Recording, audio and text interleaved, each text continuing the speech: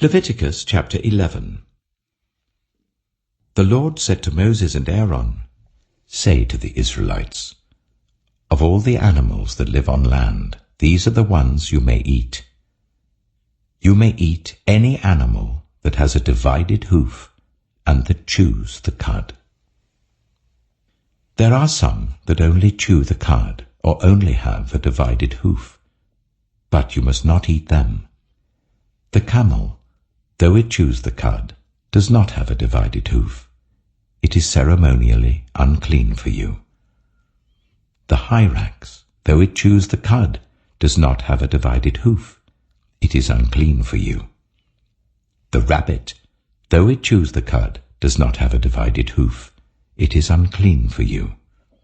And the pig, though it has a divided hoof, does not chew the cud. It is unclean for you. You must not eat their meat or touch their carcasses. They are unclean for you. Of all the creatures living in the water of the seas and the streams, you may eat any that have fins and scales. But all creatures in the seas or streams that do not have fins and scales, whether among all the swarming things or among all the other living creatures in the water, you are to regard as unclean. And since you are to regard them as unclean, you must not eat their meat. You must regard their carcasses as unclean. Anything living in the water that does not have fins and scales is to be regarded as unclean by you.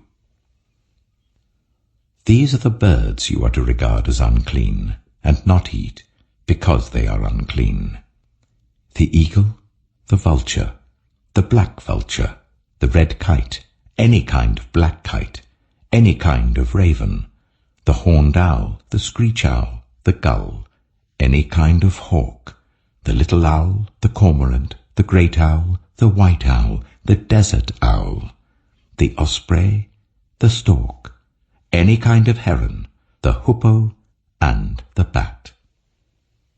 All flying insects that walk on all fours are to be regarded as unclean by you. There are, however, some flying insects that walk on all fours that you may eat. Those that have jointed legs for hopping on the ground. Of these you may eat any kind of locust, cricket, cicada, or grasshopper. But all other flying insects that have 4 legs you are to regard as unclean. You will make yourselves unclean by these. Whoever touches their carcass will be unclean till evening. Whoever picks up one of their carcasses must wash their clothes, and they will be unclean till evening. Every animal that does not have a divided hoof, or that does not chew the cud, is unclean for you. Whoever touches the carcass of any of them will be unclean. Of all the animals that walk on all fours, those that walk on their paws are unclean for you. Whoever touches their carcasses will be unclean till evening. Anyone who picks up their carcasses must wash their clothes, and they will be unclean till evening. These animals are unclean for you. Of the animals that move along the ground, these are unclean for you: the weasel, the rat, any kind of great lizard, the gecko, the monitor lizard, the wall lizard, the skink, and the chameleon. Of all those that move along the ground, these are unclean for you. Whoever touches them when they are dead will be unclean till evening. When one of them dies and falls on something, that article, whatever its use, will be unclean, whether it is made of wood, cloth, hide, or sackcloth. Put it in water. It will be unclean till evening, and then it will be clean. If one of them falls into a clay pot, everything in it will be unclean, and you must break the pot. Any food you are allowed to eat that has come into contact with water from any such pot is unclean, and any liquid that is drunk from such a pot is unclean. Anything that one of their carcasses falls on becomes unclean. An oven or cooking pot must be broken up. They are unclean, and you are to regard them as unclean. A spring, however, or a cistern for collecting water remains clean. But anyone who touches one of these carcasses is unclean. If a carcass falls on any seeds that are to be planted, they remain clean. But if water has been put on the seed and a carcass falls on it, it is unclean for you. If an animal that you are allowed to eat dies, anyone who touches its carcass will be unclean till evening. Anyone who eats some of its carcass must wash their clothes, and they will be unclean till evening. Anyone who picks up the carcass must wash their clothes, and they will be unclean till evening. Every creature that moves along the ground is to be regarded as unclean.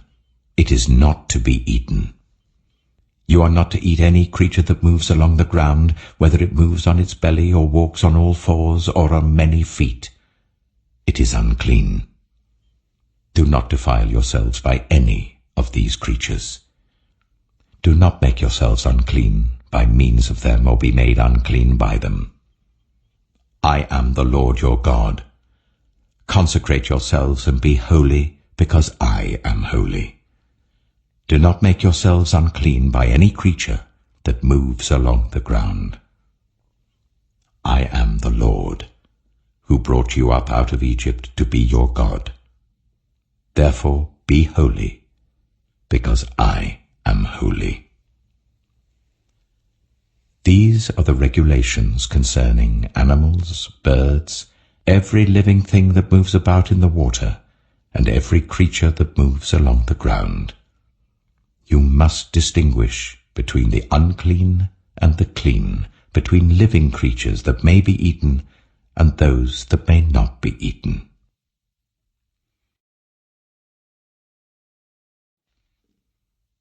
Leviticus chapter 12.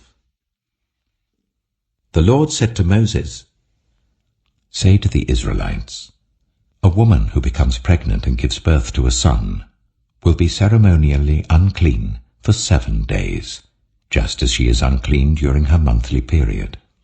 On the 8th day, the boy is to be circumcised. Then the woman must wait 33 days to be purified from her bleeding. She must not touch anything sacred or go to the sanctuary until the days of her purification are over. If she gives birth to a daughter, for 2 weeks the woman will be unclean as during her period. Then she must wait 66 days to be purified from her bleeding. When the days of her purification for a son or daughter are over, she is to bring to the priest at the entrance to the tent of meeting a year-old lamb for a burnt offering, and a young pigeon or a dove for a sin offering. He shall offer them before the Lord to make atonement for her, and then she will be ceremonially clean from her flow of blood. These are the regulations for the woman who gives birth to a boy or a girl. But if she cannot afford a lamb, she is to bring 2 doves or 2 young pigeons, one for a burnt offering and the other for a sin offering. In this way, the priest will make atonement for her, and she will be clean. Leviticus chapter 13. The Lord said to Moses and Aaron, "When anyone has a swelling or a rash or a shiny spot on their skin that may be a defiling skin disease, they must be brought to Aaron the priest or to one of his sons who is a priest. The priest is to examine the sore on the skin, and if the hair in the sore has turned white, and the sore appears to be more than skin deep, it is a defiling skin disease. When the priest examines that person, he shall pronounce them ceremonially unclean. If the shiny spot on the skin is white but does not appear to be more than skin deep, and the hair in it has not turned white, the priest is to isolate the affected person for 7 days. On the 7th day, the priest is to examine them. And if he sees that the sore is unchanged and has not spread in the skin, he is to isolate them for another 7 days. On the 7th day, the priest is to examine them again. And if the sore has faded and has not spread in the skin, the priest shall pronounce them clean. It is only a rash. they must wash their clothes, and they will be clean. But if the rash does spread in their skin after they have shown themselves to the priest to be pronounced clean, they must appear before the priest again. The priest is to examine that person, and if the rash has spread in the skin, he shall pronounce them unclean. It is a defiling skin disease. When anyone has a defiling skin disease, they must be brought to the priest. The priest is to examine them, and if there is a white swelling in the skin that has turned the hair white, and if there is raw flesh in the swelling, it is a chronic skin disease, and the priest shall pronounce them unclean. He is not to isolate them, because they are already unclean. If the disease breaks out all over their skin, and so far as the priest can see, it covers all the skin of the affected person from head to foot, the priest is to examine them. And if the disease has covered their whole body, he shall pronounce them clean. Since it has all turned white, they are clean. But whenever raw flesh appears on them, they will be unclean. When the priest sees the raw flesh, he shall pronounce them unclean. The raw flesh is unclean. They have a defiling disease. If the raw flesh changes and turns white, they must go to the priest. The priest is to examine them, and if the sores have turned white, the priest shall pronounce the affected person clean. Then they will be clean. When someone has a boil on their skin and it heals, and in the place where the boil was a white swelling or reddish white spot appears, they must present themselves to the priest. The priest is to examine it, and if it appears to be more than skin deep and the hair in it has turned white, the priest shall pronounce that person unclean. It is a defiling skin disease that has broken out where the boil was. But if, when the priest examines it, there is no white hair in it, and it is not more than skin deep and has faded, then the priest is to isolate them for 7 days. If it is spreading in the skin, the priest shall pronounce them unclean. It is a defiling disease. But if the spot is unchanged and has not spread, it is only a scar from the boil, and the priest shall pronounce them clean. When someone has a burn on their skin, and a reddish white or white spot appears in the raw flesh of the burn, the priest is to examine the spot, and if the hair in it has turned white, and it appears to be more than skin deep, it is a defiling disease that has broken out in the burn. The priest shall pronounce them unclean. It is a defiling skin disease. But if the priest examines it, and there is no white hair in the spot, and if it is not more than skin deep and has faded, then the priest is to isolate them for 7 days. On the 7th day, the priest is to examine that person. And if it is spreading in the skin, the priest shall pronounce them unclean. It is a defiling skin disease. If, however, the spot is unchanged, and has not spread in the skin but has faded, it is a swelling from the burn, and the priest shall pronounce them clean. It is only a scar from the burn. If a man or woman has a sore on their head or chin, the priest is to examine the sore, and if it appears to be more than skin deep and the hair in it is yellow and thin, the priest shall pronounce them unclean. It is a defiling skin disease on the head or chin. But if, when the priest examines the sore, it does not seem to be more than skin deep and there is no black hair in it, then the priest is to isolate the affected person for 7 days. On the 7th day, the priest is to examine the sore, and if it has not spread and there is no yellow hair in it, and it does not appear to be more than skin deep, then the man or woman must shave themselves, except for the affected area, and the priest is to keep them isolated another 7 days. On the 7th day, the priest is to examine the sore, and if it has not spread in the skin and appears to be no more than skin deep, the priest shall pronounce them clean. They must wash their clothes, and they will be clean. But if the sore does spread in the skin after they are pronounced clean, the priest is to examine them, and if he finds that the sore has spread in the skin, he does not need to look for yellow hair. They are unclean.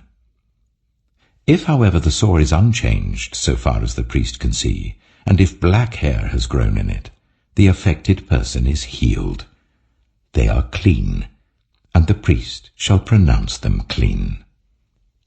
When a man or woman has white spots on the skin, the priest is to examine them, and if the spots are dull white, it is a harmless rash that has broken out on the skin.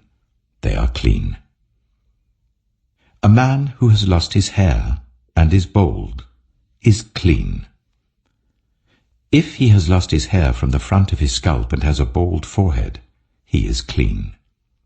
But if he has a reddish-white sore on his bald head or forehead, it is a defiling disease breaking out on his head or forehead.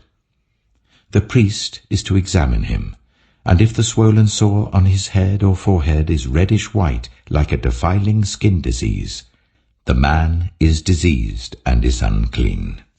The priest shall pronounce him unclean because of the sore on his head. Anyone with such a defiling disease must wear torn clothes, let their hair be unkempt, cover the lower part of their face, and cry out, "Unclean, unclean!"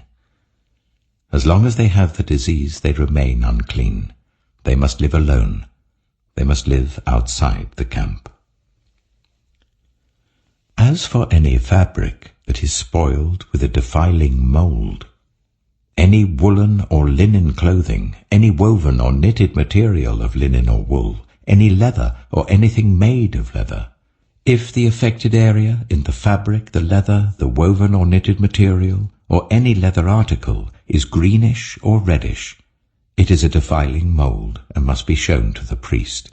The priest is to examine the affected area and isolate the article for 7 days. On the 7th day he is to examine it, and if the mold has spread in the fabric, the woven or knitted material, or the leather, whatever its use, it is a persistent, defiling mold. The article is unclean. He must burn the fabric, the woven or knitted material of wool or linen, or any leather article that has been spoiled, because the defiling mold is persistent. The article must be burned. But if, when the priest examines it, the mold has not spread in the fabric, the woven or knitted material, or the leather article, he shall order that the spoiled article be washed. Then he is to isolate it for another 7 days. After the article has been washed, the priest is to examine it again, and if the mold has not changed its appearance, even though it has not spread, it is unclean. Burn it, no matter which side of the fabric has been spoiled. If, when the priest examines it, the mold has faded after the article has been washed, he is to tear the spoiled part out of the fabric, the leather, or the woven or knitted material. But if it reappears in the fabric, in the woven or knitted material, or in the leather article, it is a spreading mold. Whatever has the mold must be burned. Any fabric, woven or knitted material, or any leather article that has been washed and is rid of the mold, must be washed again. Then it will be clean. These are the regulations concerning defiling molds in woolen or linen clothing, woven or knitted material, or any leather article, for pronouncing them clean or unclean.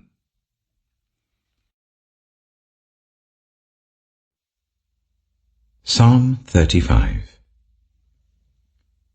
Contend, Lord, with those who contend with me. Fight against those who fight against me. Take up shield and armor. Arise and come to my aid. Brandish spear and javelin against those who pursue me.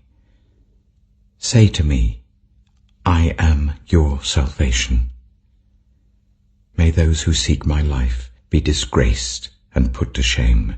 May those who plot my ruin be turned back in dismay. May they be like chaff before the wind, with the angel of the Lord driving them away. May their path be dark and slippery, with the angel of the Lord pursuing them. since they hid their net for me without cause, and without cause dug a pit for me. May ruin overtake them by surprise. May the net they hid entangle them. May they fall into the pit to their ruin. Then my soul will rejoice in the Lord and delight in his salvation. My whole being will exclaim, "Who is like you, Lord?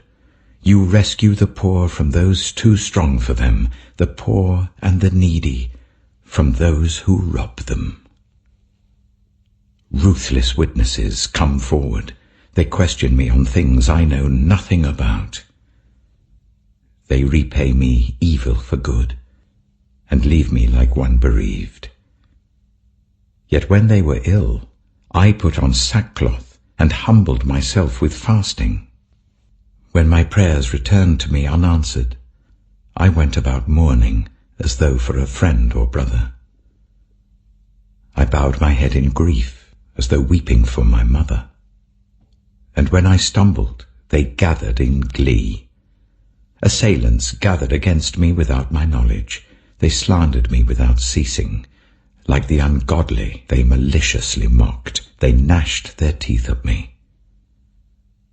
How long, Lord, will you look on? Rescue me from their ravages, my precious life from these lions. I will give you thanks in the great assembly. Among the throngs I will praise you. Do not let those gloat over me who are my enemies without cause. Do not let those who hate me without reason maliciously wink the eye. They do not speak peaceably, but devise false accusations against those who live quietly in the land. They sneer at me and say, "Aha, aha! With our own eyes we have seen it." Lord, you have seen this. Do not be silent. Do not be far from me, Lord. Awake and rise to my defense. Contend for me, my God and Lord. Vindicate me in your righteousness, Lord my God. Do not let them gloat over me. Do not let them think, "Aha, just what we wanted." Or say, "We have swallowed him up." May all who gloat over my distress be put to shame and confusion. May all who exalt themselves over me be clothed with shame and disgrace. May those who delight in my vindication shout for joy and gladness. May they always say, "The Lord be exalted, who delights in the well-being of his servant." My tongue will proclaim your righteousness, your praises all day long.